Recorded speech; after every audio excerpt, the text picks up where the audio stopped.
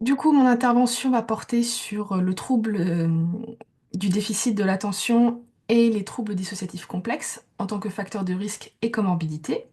Le trouble du déficit de l'attention avec hyperactivité, le TDAH, est l'un des diagnostics le plus souvent attribués aux personnes qui ont en réalité un trouble dissociatif complexe, donc trouble dissociatif de l'identité, trouble dissociatif de l'identité partielle ou encore ATDS. En effet, les symptômes d'inattention, d'hyperactivité, de dérégulation émotionnelle qu'on retrouve dans les troubles dissociatifs peuvent faire penser aux symptômes d'inattention, d'hyperactivité et de dérégulation émotionnelle qu'on retrouve dans le TDAH. Outre cette ressemblance, la recherche et les communautés de patients ont progressivement mis en évidence le fait que le TDAH, le trouble de stress post-traumatique et les troubles dissociatifs sont une combinaison de comorbidités qui est très commune. Et cette association, elle n'est pas anodine. Elle a un impact sur tous les aspects de ces troubles, particulièrement sur la qualité de vie, sur le traitement psychothérapeutique et sur la guérison. C'est pour cette raison que j'ai décidé d'orienter mon intervention d'aujourd'hui sur cette interaction entre le TDAH et les troubles dissociatifs complexes, sur ce qu'elle signifie pour les patients et les professionnels, ainsi que sur l'impact qu'elle peut avoir sur le traitement de ces troubles. Pour ceux qui ne sauraient pas ce qu'est la dissociation et les troubles dissociatifs, je vais vous présenter très rapidement les principaux concepts. Si vous souhaitez approfondir la question, vous pourrez consulter le site de documentation. En premier lieu, la dissociation est un mécanisme de survie qui est présent chez la majorité des êtres vivants. Elle est déclenchée lorsqu'un individu se trouve coincé dans une situation de stress intense qui menace sa survie physique et ou psychique. Elle a pour but de gérer le stress, l'angoisse et la douleur qui sont déclenchées par la situation, notamment en empêchant leur réalisation. Pour empêcher cette réalisation, ces sensations ne vont pas être réalisées et stockées dans la mémoire de manière normale. Elles vont être stockées à côté, sans être mises en lien avec le reste des souvenirs de la personne. On peut voir cela un peu comme une bulle hors de la conscience. Dans le cas d'une personne qui ne vit qu'un seul événement traumatique, qui a de bonnes capacités de régulation émotionnelle et qui est entourée par des proches équilibrés et soutenants, l'épisode dissociatif prendra fin dès que la situation traumatique sera résolue. Les sensations seront intégrées petit à petit à la mémoire, de manière à ne pas déborder la personne, jusqu'à ce qu'il n'y ait plus cette bulle hors de la conscience. Cependant, moins la personne aura de ressources, plus elle aura vécu de traumatismes, plus ces traumatismes lui seront arrivés tôt dans la vie, et plus l'épisode dissociatif sera long à se résoudre. Dans les cas de situations traumatiques chroniques, il est même possible que l'épisode dissociatif ne se résolve jamais réellement. Ainsi, la bulle restera continuellement hors de la conscience. Mais même si les informations contenues dans cette bulle ne sont pas intégrées, elles existent. Les stimuli internes et externes qui rappellent l'événement traumatique vont la réactiver. Comme ils n'auront pas été intégrés à la mémoire normale, ils vont être déclenchés avec la même intensité qu'au moment du traumatisme. C'est le principe de flashback. Mais de fait, moins une personne a de ressources, plus elle aura vécu de traumatisme, plus il y a un risque pour que les symptômes dissociatifs deviennent le mécanisme de défense par défaut du cerveau. C'est la base des troubles dissociatifs. Dans les cas les plus intenses, généralement chez les gens qui ont été maltraités durant leur enfance jusqu'à l'âge adulte, même des situations ou des émotions positives peuvent finir par devenir des déclencheurs de symptômes dissociatifs. Dans ces cas extrêmes, les altérations de la mémoire sont tellement importantes qu'elles ont un impact sur la totalité de la personnalité de l'individu, ses compétences, ses apprentissages, ses traits de caractère, etc. Et c'est comme ça que se forment les identités alternantes des troubles dissociatifs complexes. En très très simplifié, la mémoire d'une personne qui a un TD complexe est tellement dissociée depuis tellement longtemps qu'elle s'est mise à former des mini-mémoires indépendantes, qui auront leurs propres souvenirs, leur propre vécu, leurs propres émotions, et donc leur propre sens de l'identité, leur propre schéma de comportement, leurs propres préférences, goûts ou manière d'interagir avec le monde. Comme les troubles dissociatifs sont déclenchés par des événements traumatiques, ils sont souvent accompagnés de symptômes de TSPT. l'hypervigilance, les difficultés de concentration, la dérégulation émotionnelle, les flashbacks, etc. Enfin, pour conclure cette petite présentation des troubles dissociatifs, ils ne sont pas si rares que ça. Rien que le diagnostic de TDI, qui est le plus intense des troubles dissociatifs complexes, concerne 1 à 3% de la population. C'est à peu près autant que l'autisme ou que le trouble de stress post-traumatique, et c'est presque 3 fois plus que la schizophrénie. On est donc en présence de troubles très communs, mais difficilement identifiables sans les connaissances adéquates. Penchons-nous maintenant sur le TDAH. C'est un trouble neurodéveloppemental d'origine génétique et qui est héréditaire. Les facteurs environnementaux, comme une naissance prématurée ou le vécu de traumatisme, n'ont d'impact que sur l'intensité des symptômes, pas sur leur présence ou leur absence. La principale particularité neurologique du TDAH, qui va nous intéresser dans le champ du trauma et de la dissociation, c'est le fait que la production de dopamine est nettement inférieure à la moyenne chez ces patients. Ainsi, on peut considérer que les gens qui ont un TDAH sont en carence chronique de dopamine. Cette dopamine, dans les formations et les études, on la résume souvent comme l'hormone du circuit de la récompense qu'on obtient quand on a accompli quelque chose de positif, qui nous fait nous sentir bien. En réalité, c'est beaucoup plus complexe que ça. La dopamine est un neurotransmetteur dont l'importance est vitale pour le bon fonctionnement du cerveau. Tellement vitale que chez les gens qui sont en carence, le besoin de dopamine passe littéralement avant tous les autres. Obtenir de la dopamine aura la priorité sur des actions comme dormir, aller aux toilettes, manger ou même boire. Parce que tenter de vivre une vie normale avec un cerveau en carence de dopamine, c'est comme conduire une voiture continuellement en sous-régime. On perd beaucoup d'énergie et on met notre cerveau en souffrance. Les fonctions cérébrales qui sont impactées par la carence en dopamine sont, entre autres, les capacités d'inhibition, les capacités de régulation émotionnelle, les fonctions exécutives, la mémoire de travail et la gestion des informations sensorielles. De fait, les personnes TDAH ont souvent des symptômes comme une dérégulation des capacités d'attention, de l'impulsivité, de la dérégulation émotionnelle, souvent sur un mode anxieux et ou irritable, de la dysfonction exécutive, des problèmes de permanence d'objets et de permanence émotionnelle, des problèmes avec la notion du temps, des troubles du sommeil, surtout des insomnies, des troubles du comportement alimentaire, surtout de l'hyperphagie et du pica, ou encore des troubles de la sensorialité sur un mode hyposensible. La dysfonction exécutive est généralement le symptôme le plus handicapant au quotidien, celui qui mine le plus la qualité de vie des personnes.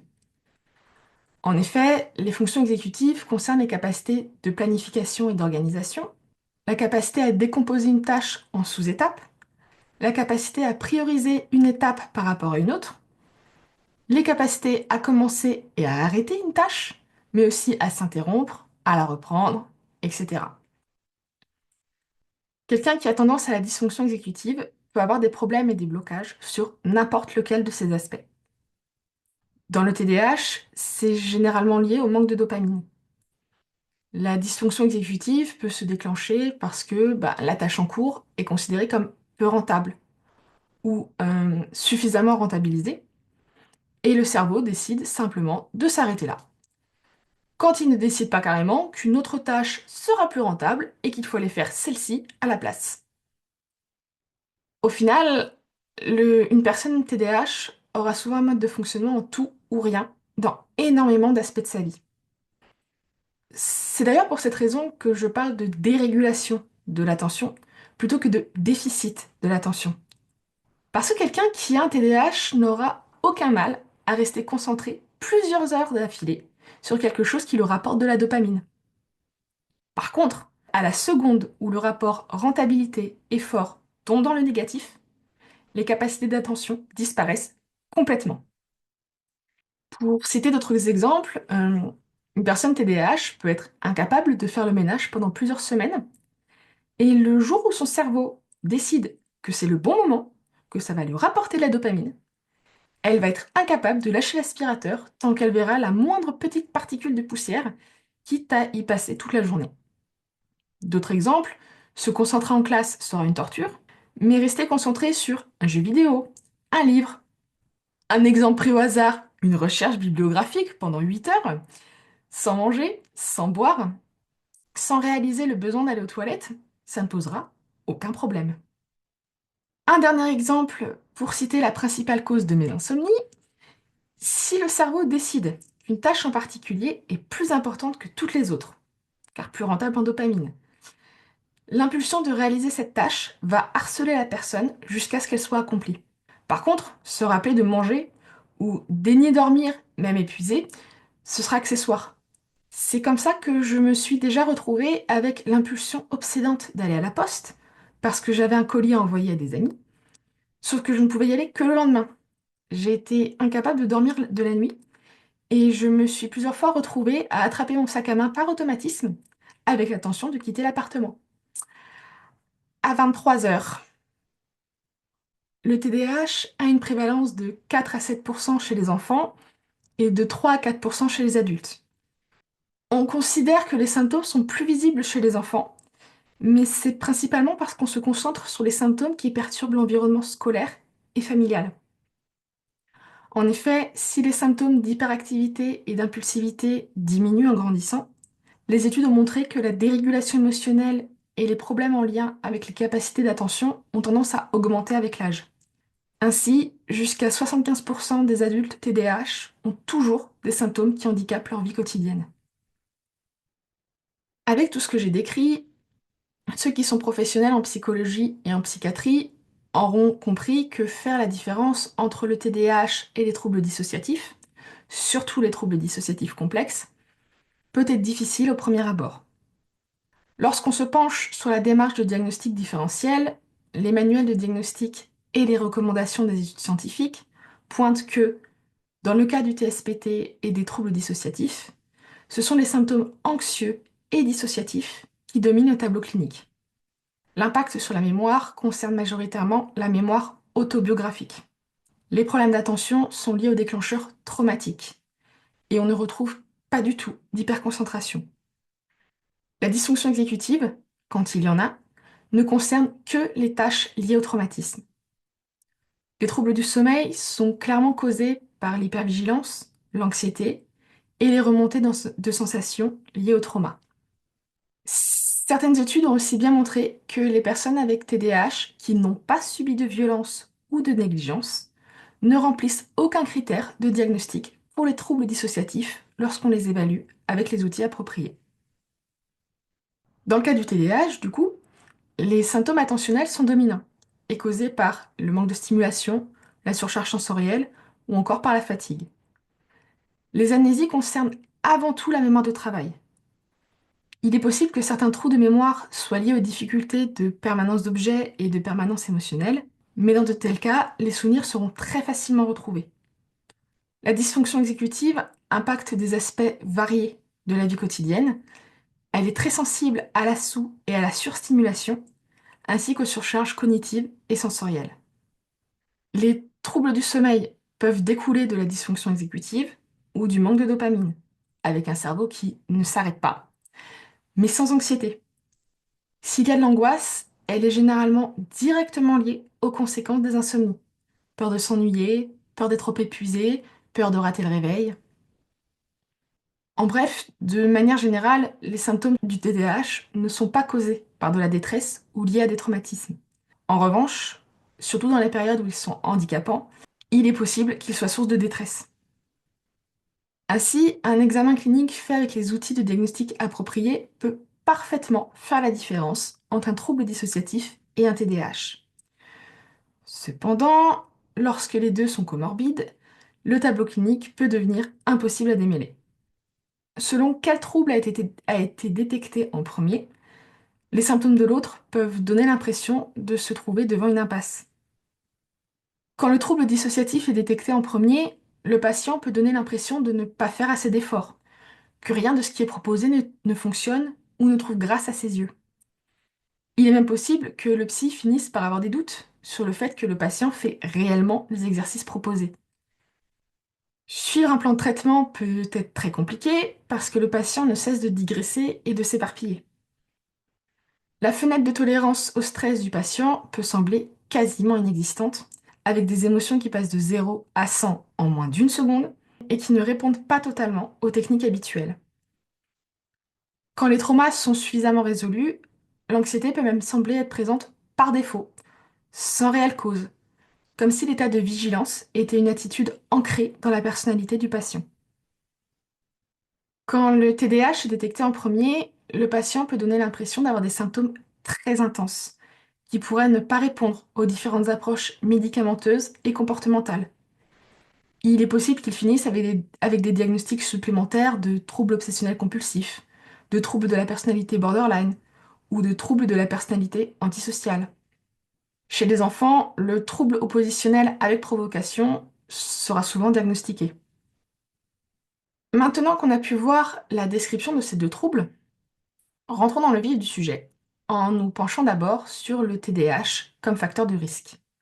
En premier lieu, il faut savoir qu'en cas d'événement traumatique, le TDAH n'est pas considéré en lui-même comme un facteur de risque de développer un TSPT à l'âge adulte. Il est considéré uniquement comme un facteur aggravant du TSPT une fois que celui-ci s'est développé. Mais comme je viens de le dire, ça ne concerne que les adultes. Ces 30 dernières années, de multiples études ont montré que le fait d'avoir un TDAH rend plus à risque de vivre des événements traumatiques durant l'enfance. Jusqu'à 46% des enfants qui sont diagnostiqués TDAH sont victimes de violences. Ce risque est 3 à 5 fois plus présent chez les filles.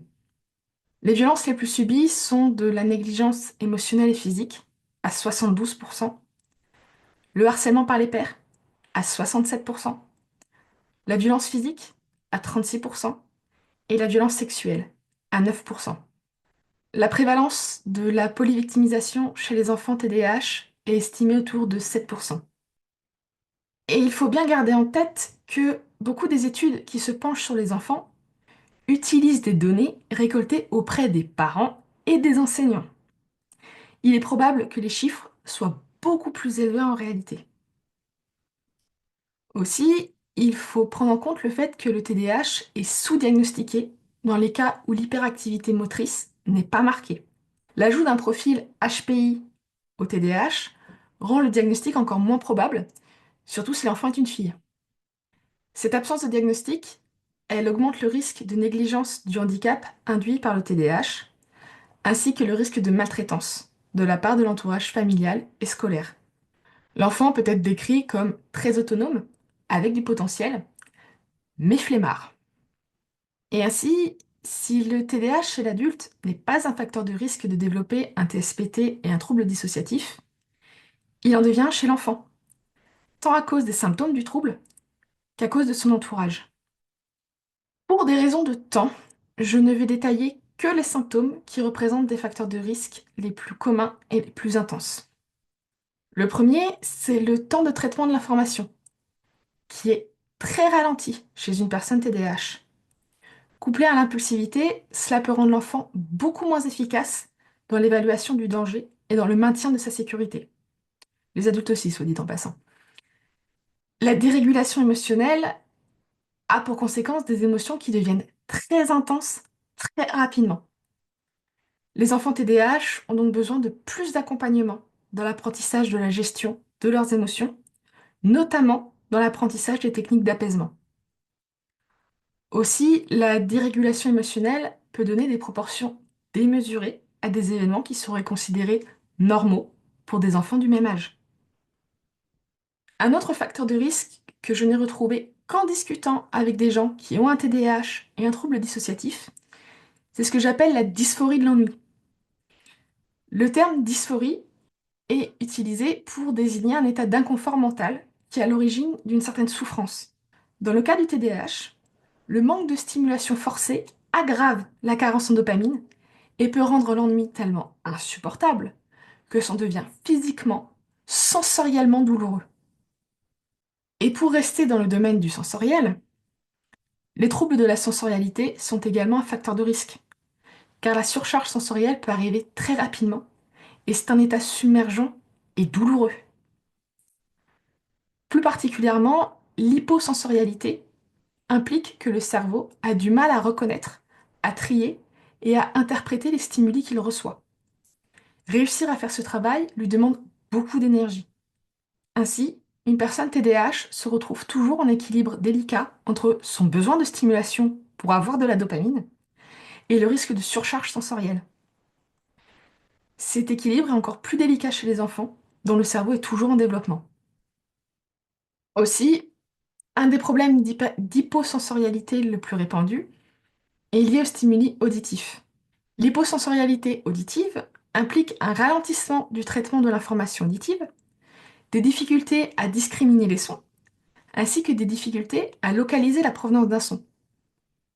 C'est particulièrement vrai dans les environnements sonores complexes, en cas de surcharge ou en cas de fatigue. Par exemple, ça m'arrive très souvent de demander quoi à quelqu'un qui me parle, alors que j'ai parfaitement entendu ce qu'on m'a dit. Il fallait juste le temps que ça me monte au cerveau, littéralement. Souvent, le temps de demander quoi est suffisant pour que le sens des mots m'atteigne. Et je me retrouve à interrompre la personne qui répète. Pour un enfant TDAH, cela va le rendre beaucoup plus vulnérable aux violences de la part de l'entourage, surtout si on couple ces difficultés avec la mémoire de travail peu performante et la dysfonction exécutive. Rien que retenir des consignes orales peut être une tâche impossible pour lui. L'hyposensorialité tactile, elle, peut affecter la perception de la douleur. Selon le type de douleur, elle pourrait être peu, voire pas du tout ressentie, ce qui va amplifier les risques de mise en danger et de blessures. Un autre facteur de risque, c'est la tendance au masking. Le masking consiste à compenser ses symptômes à l'extrême pour avoir l'air le plus normal possible lorsqu'on interagit avec les autres. Le niveau de masking est généralement en lien avec le niveau d'anxiété sociale et ses conséquences sur le long terme sont loin d'être négligeables. Confusion d'identité, fatigue accrue, augmentation des problèmes de dysfonction exécutive, atteinte de l'estime de soi ou encore sentiment d'isolement exacerbé. Tout cela participe à rendre l'enfant vulnérable au développement d'un trouble dissociatif. Enfin, toutes les difficultés liées à la gestion des symptômes du TDAH augmentent drastiquement le risque de burn-out, surtout chez les adolescents et les jeunes adultes. Passons aux facteurs de risque environnementaux. Le plus important, c'est l'entourage familial, plus particulièrement les parents. En effet, les parents d'enfants TDAH reçoivent généralement peu de soutien et beaucoup de pression de la part de la société. Ils sont débordés, soumis à des niveaux de stress intenses. Tout cela les rend moins à même de s'occuper de leur enfant de manière adaptée. Au-delà de ça, un facteur que très peu d'études prennent en compte, c'est que le TDAH est héréditaire. Cela signifie qu'au moins un des deux parents a lui aussi un TDAH. La vaste majorité du temps, les parents d'enfants TDAH qui sont eux-mêmes TDAH n'ont pas été diagnostiqués. Ils n'ont aucun accompagnement, leurs stratégies d'adaptation sont peu efficaces et la tendance à l'impulsivité les rend plus à risque d'être violents et négligents, au moins émotionnellement. Il est également possible que les particularités sensorielles et comportementales des parents soient l'inverse de celles de leurs enfants, donc que les besoins des uns et des autres soient opposés, voire entrent carrément en conflit. Cela augmente encore le risque de maltraitance. Le second facteur de risque environnemental au développement des troubles dissociatifs le plus important, c'est le harcèlement par les pairs. Comme j'ai déjà dit, plus de la moitié des enfants TDAH sont victimes de harcèlement, et ce dernier peut prendre des formes particulièrement intenses et violentes. On peut aussi mentionner les différentes attitudes de certains adultes et des professeurs qui peuvent aller de la moquerie au refus d'appliquer les accommodations auxquelles l'enfant a droit, en passant par le fait d'encourager le harcèlement par les pairs sous prétexte de blagues. Et il faut bien garder en tête, encore une fois, que tout cela a été mis en lumière chez les enfants TDAH diagnostiqués. Les enfants qui ne sont pas diagnostiqués doivent, en plus de tout cela, faire face à des attentes qu'ils sont incapables de remplir. Penchons-nous maintenant sur le TDAH, le TSPT et les troubles dissociatifs en tant que comorbidité. Tout d'abord, le TSPT et les troubles dissociatifs sont parmi les comorbidités les plus fréquentes chez les patients TDAH. Jusqu'à 53% des enfants qui ont un TDAH ont aussi un TSPT. Et 71% des enfants TDAH victimes de maltraitance vont développer un trouble dissociatif. Le TDAH est également la troisième comorbidité la plus fréquente chez les adolescents qui ont un TSPT. On considère que 37% des enfants qui ont un TSPT ont aussi un TDAH et que le TDAH concerne 60% des adolescents avec un trouble dissociatif complexe.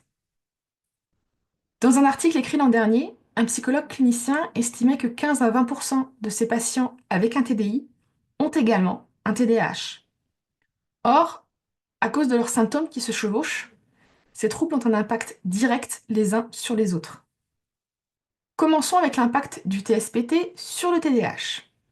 Il va renforcer les symptômes anxieux et dépressifs, augmenter le risque d'idées suicidaires, augmenter le risque de troubles de la personnalité borderline comorbide, et enfin augmenter le risque que les symptômes du TDAH persistent à l'âge adulte.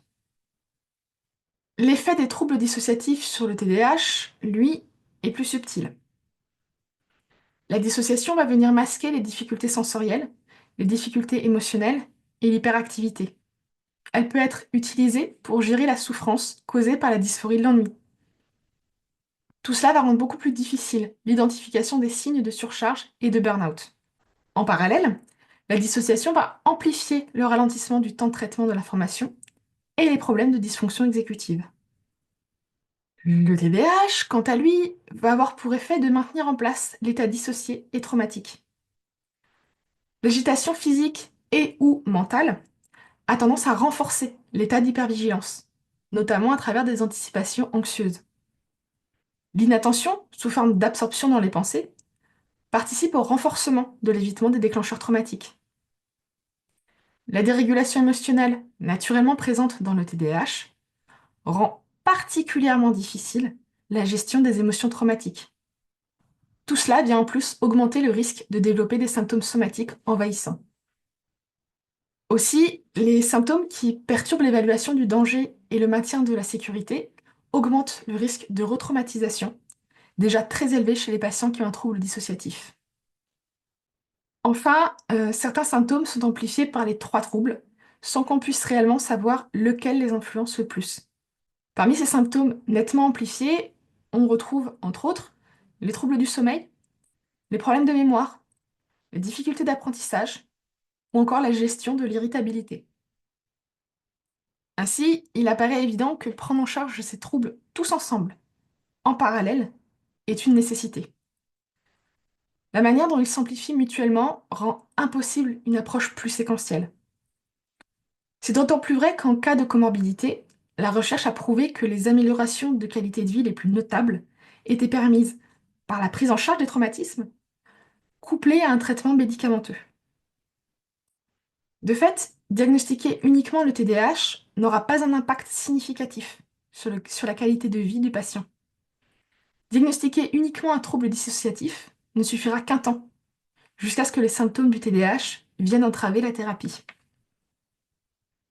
Tout cela nous amène à nous pencher sur la question du traitement des patients TDAH qui ont un trouble dissociatif, surtout un trouble dissociatif complexe.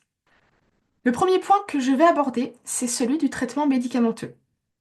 La majorité des études concernent le méthylphénidate, aussi appelé Ritaline ou Concerta selon le pays dans lequel vous vivez. Pour faire très simple et très schématisé, le méthyle évite au cerveau de mettre sa dopamine à la poubelle trop rapidement. Très simple, très schématisé. Chez quelqu'un qui n'a pas de TDAH, cela va avoir un effet excitant et stimulant, voire servir de drogue. De fait, beaucoup de psychiatres et de médecins hésitent à prescrire du méthyle à cause de cet effet amphétamine potentiel. Cependant, chez quelqu'un qui a un TDAH, qui est donc en carence de dopamine, cela va aider à rétablir un taux quasiment normal de dopamine dans son cerveau. Si les dosages prescrits sont adaptés et sont respectés, il n'y a aucun effet excitant, aucun effet de dépendance, aucune accoutumance. On est d'ailleurs beaucoup à régulièrement oublier de prendre notre traitement. Certains le prennent spécifiquement pour résoudre leurs troubles du sommeil, et personnellement, je n'ai jamais aussi bien dormi qu'après avoir pris ma Ritaline. On est donc très loin de l'effet excitant que ça a sur les gens qui n'ont pas de TDAH. De manière générale, le traitement médicamenteux va améliorer la stabilité émotionnelle et les capacités d'attention. Cela va aider à réduire la dysfonction exécutive. Le traitement peut aussi avoir un impact direct ou indirect sur tous les autres symptômes provoqués par la carence en dopamine, notamment les insomnies, mais aussi les addictions et les troubles du comportement alimentaire. Le traitement va aussi réduire le risque de surcharge sensorielle liée à l'hyposensorialité. En revanche, en cas d'autisme comorbide et d'hypersensorialité, il est possible que cela accentue le risque de surcharge. Chez les patients qui ont un trouble dissociatif, le traitement va permettre de diminuer tous les symptômes amplifiés par la comorbidité. La qualité de vie des patients peut en être grandement améliorée. Cela va aussi participer à ouvrir la fenêtre de tolérance au stress et à offrir de nouvelles opportunités de travail en psychothérapie. Spécifiquement chez les patients qui ont un trouble dissociatif complexe, plusieurs études de cas récentes, dont l'article est sorti littéralement la semaine dernière, ont montré que le méthyle pouvait énormément apaiser les identités alternantes les plus agitées. Cela permet d'améliorer la coopération entre les identités et il s'ensuit une nette diminution de l'intensité des symptômes dissociatifs. Cependant, dans le cas des patients qui ont des niveaux d'anxiété très élevés, il est possible que le méthylphénidate soit moins efficace que ce qu'il devrait, voire qu'il ait l'effet inverse. Ainsi, lorsqu'on est à la recherche du bon dosage de méthyle pour un patient TDAH et traumatisé, certaines études recommandent de lui associer un anxiolytique avant de tenter d'augmenter les doses. Et sinon, si ça ne fonctionne pas, il existe d'autres molécules que le méthyle et ses dérivés qui ont un effet sur les symptômes du TDAH. Le dernier problème que je veux relever qui peut se produire chez les patients avec un TD complexe, c'est que le traitement n'est pas la même efficacité selon l'identité au contrôle. Comme chaque identité a sa propre manière d'accéder aux compétences du cerveau, il arrive parfois que certains médicaments aient un effet atténué ou exacerbé par les changements d'identité. Dans un tel cas, les risques de surdosage sont plus importants et il faudra vraiment prendre son temps pour déterminer le dosage le plus adapté au patient. Concernant la psychothérapie, les techniques de TCC qui touchent aux symptômes du TDAH ne sont efficaces que lorsqu'elles sont accompagnées d'un traitement médicamenteux. Autrement, elles ne servent pas à grand-chose. Quant aux techniques de psychothérapie orientées sur le trauma et les troubles dissociatifs, elles peuvent avoir besoin d'aménagements particuliers.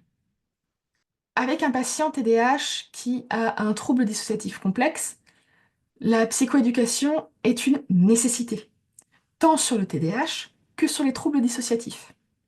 En effet, le cerveau d'une personne TDAH a besoin de comprendre tous les différents aspects d'un concept pour pouvoir l'intégrer et l'appliquer. Pour caricaturer, se contenter de dire essayez ça, ça fonctionne, ce n'est pas suffisant. Une personne TDAH a vraiment besoin de comprendre précisément pourquoi et comment ça fonctionne, de se le visualiser et de pouvoir se le représenter. Autrement, le concept restera totalement abstrait à ses yeux et elle sera incapable de le mettre en pratique. Un autre risque qui vient avec la dysfonction exécutive et le manque de psychoéducation, c'est que le cerveau évalue mal le rapport coût-bénéfice d'un exercice ou d'un effort. Cela peut augmenter les niveaux de dysfonction exécutive lorsque le patient essaie de réaliser l'exercice, augmenter le niveau d'angoisse, le sentiment d'incompétence, etc.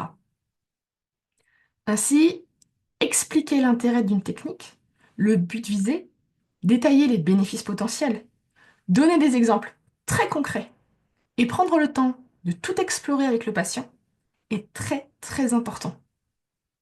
À propos des explications d'ailleurs, une chose que j'ai pu remarquer avec les gens dissociés de TDAH qui viennent me parler de leur séance de psychothérapie, c'est que le patient et le psy parlent rarement le même langage. Une personne TDAH a souvent un langage qui se base énormément sur le sensoriel, même chez ceux qui sont dissociés. Les propos sont régulièrement illustrés avec des métaphores ou des comparaisons qui peuvent être très originales, qui font beaucoup intervenir les sens. Parce que l'hyposensorialité et le besoin de stimulation sont très présents chez nous, on a un rapport à nos sens beaucoup plus intense que la moyenne. Après, ça peut être beaucoup moins visible chez ceux qui font du masking. Et le problème avec les explications des psychologues et des psychiatres, c'est qu'elles sont souvent très théoriques, très aseptisées, très froides dans le sens clinique du terme. Le dialogue d'un psy explique, mais il ne montre pas. Il ne parle pas, ou trop peu, aux sens et aux sensations. Ça peut être un équilibre délicat à trouver avec des patients dissociés qui peuvent être facilement débordés et déclenchés par les stimuli internes. Mais 100% du temps, quand une personne TDAH avec un trouble dissociatif vient me demander des clarifications sur ce que son psy lui a expliqué, tout ce qu'il manquait, c'était la bonne métaphore. Ça peut parfois prendre du temps avant de la trouver, et ça m'est arrivé de partir dans des illustrations qui me faisaient très mal d'un point de vue scientifique, mais parvenir à ressentir le concept, même un tout petit peu, c'est généralement la seule chose qui manque à la personne pour pouvoir le comprendre réellement. Concernant le MDR, pour ceux qui sont praticiens, cette technique n'est utile que sur les symptômes traumatiques et sur les symptômes TDAH qui sont impactés par le trauma. Il peut être nécessaire d'adapter le MDR aux capacités de concentration du patient, par exemple en changeant régulièrement de type de stimulation ou en faisant des sessions plus courtes. Si on constate de la fatigue et de la surcharge visuelle, il peut être intéressant de demander un bilan orthoptique neurovisuel, surtout en sachant que les personnes qui ont un TDAH ont souvent besoin de rééducation dans ce domaine. Les quelques études qui se sont penchées sur le lien entre TDAH, TSPT et EMDR recommandent de cibler en priorité la dérégulation émotionnelle, l'estime de soi et les croyances négatives sur soi. Enfin, il est important de noter que stabiliser le trouble dissociatif peut provoquer une augmentation de la visibilité des symptômes du TDAH. En effet, la dissociation sert souvent à masquer les difficultés sensorielles, l'hyperactivité et la dérégulation émotionnelle. De fait, au fur et à mesure de la guérison des traumas, le patient devra apprendre à gérer ses symptômes autrement qu'en dissociant. À l'inverse, stabiliser le TDAH peut provoquer une augmentation des symptômes dissociatifs et post-traumatiques, notamment parce que cela vient limiter l'inattention, qui aide à éviter les déclencheurs. Il est donc très important que les professionnels qui s'occupent de ces troubles de manière individuelle étendent leurs connaissances pour assurer la meilleure prise en charge possible de leurs patients. Une dernière chose que je souhaite aborder, c'est celle qui conçoit la comorbidité entre le TDAH et la dissociation comme un facteur de résilience. Alors, j'ai bien conscience que c'est une idée un peu étrange, après avoir détaillé les mille et une manières dont le TDAH est un facteur de risque. Et cette idée se base principalement sur mon expérience, mes observations, les témoignages de gens avec ces deux troubles que j'ai pu croiser, et il me semblait important de l'inclure ici. Aucune étude ne s'est penchée sur le TDAH comme facteur de résilience, et même s'il en existait, le risque de biais induit par la différence de dialogue entre une personne TDAH et un thérapeute qui ne l'est pas suffirait à me faire considérer les résultats avec beaucoup de recul. Cependant, les personnes TDAH sont souvent assez autonomes dans leur manière de fonctionner. Le besoin de stimulation va de pair avec une curiosité sans borne et un désir d'apprendre marqué, même si ça peut être sur des sujets très obscurs ou avoir l'air complètement désorganisé. La manière progressive et lente dont les personnes TDAH apprennent implique également que lorsqu'elles maîtrisent un concept, elles le maîtrisent vraiment, sous tous les angles. Couplé à un mode de fonctionnement très sensoriel, cela participe à la création d'idées assez originales. Dans le cas des troubles dissociatifs complexes, ce qui manque souvent aux personnes avec un TDAH, c'est la psychoéducation qui leur permet de réellement comprendre quels sont les mécanismes et les buts visés pour guérir les traumas. Une fois que c'est compris, les chemins qu'elles peuvent trouver pour y arriver peuvent être très étonnants. Et ils sont aussi particulièrement efficaces. Il a aussi été prouvé que les gens TDAH ont une capacité à transférer les compétences qu'ils apprennent d'un domaine à un autre qui sont supérieures à la moyenne, du moins lorsqu'on prend le temps de faire attention et d'accommoder les difficultés posées par la mémoire de travail et par la nécessité de comprendre en profondeur ce qui est appris. Cette capacité de transfert des compétences, elle accélère l'acquisition de nouveaux comportements et donc le processus de guérison. Pour le côté un peu plus dissociation, il me semble que la dissociation non pathologique et la séparation identitaire puissent être de très bons moyens de gérer la dérégulation émotionnelle qui vient avec le TDAH. Je préviens, cette partie est purement tirée de mon expérience en tant que personne TDAH et ancienne patiente avec un TDI partiel. Aujourd'hui, j'ai atteint le stade de la multiplicité fonctionnelle, qu'on appelle aussi résolution. Cela signifie que je ne remplis plus les critères de diagnostic d'aucun trouble dissociatif ou d'origine traumatique, que je ne dissocie plus au quotidien, mais que j'ai toujours des états d'identité séparés. Dans mon cas, j'ai deux états d'identité distincts, qui sont la fusion de toutes mes identités alternantes passées. Je tiens à insister sur le fait que ces deux états d'identité ne sont pas dissociés, ils sont simplement séparés. Ils ont accès à toutes mes ressources, tous mes souvenirs, mes compétences, mes émotions, etc. Tout est partagé et accessible tout le temps. Mais même si tout est partagé, mon cerveau, par habitude, continue de trier ma vie interne sous deux étiquettes, selon ce qui correspond plus à l'un ou l'autre des états d'identité.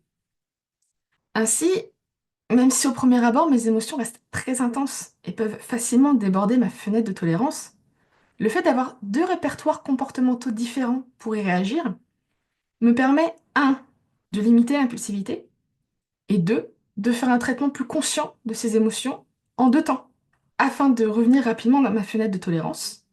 En très bref, cette manière d'appréhender mon identité et mon comportement rend mon expérience de la vie plus digeste et m'évite de replonger dans de la dissociation chronique pathologique. Pour conclure mon intervention, j'aimerais insister sur la nécessité de ne pas s'arrêter aux symptômes les plus évidents au premier abord. Toutes les études faites ces 30 dernières années montrent bien que le TDAH, le TSPT et les troubles dissociatifs sont hautement comorbides. De plus, il est commun que les troubles dissociatifs complexes masquent les difficultés du TDAH ou, à l'inverse, que l'intensité des symptômes du TDAH cache ceux des troubles dissociatifs complexes. À titre personnel, j'aurais pu vous faire une deuxième heure sur la manière dont mon TDI et mon TDAH se sont entrecompensés pendant plus de 20 ans, retardant mon accès à des traitements qui auraient pu me simplifier la vie et m'éviter des burn-out à répétition. C'est d'autant plus important que la prise en charge thérapeutique d'un patient TDAH dissocié n'est pas la même que celle d'un patient uniquement TDAH ou uniquement dissocié. Les symptômes sont plus intenses, les défis rencontrés peuvent être très différents, et il est impératif que le professionnel soit suffisamment renseigné au sujet de ces deux troubles et de la manière dont ils interagissent. En ce sens, je compte faire le résumé en français des articles les plus intéressants de ma bibliographie, donc n'hésitez pas à suivre le site de documentation sur les réseaux sociaux. Pour les professionnels qui ne sont pas au courant, qui nous ont rejoints en cours de route, nous avons plusieurs outils de dépistage et de diagnostic des troubles dissociatifs sur notre site de documentation, dans la rubrique Ressources pour les professionnels. J'ai également en ma possession 3 outils de dépistage du TDAH et un outil de diagnostic. Si jamais il vous intéresse, n'hésitez pas à m'envoyer un mail. Voilà, je vous remercie pour votre attention.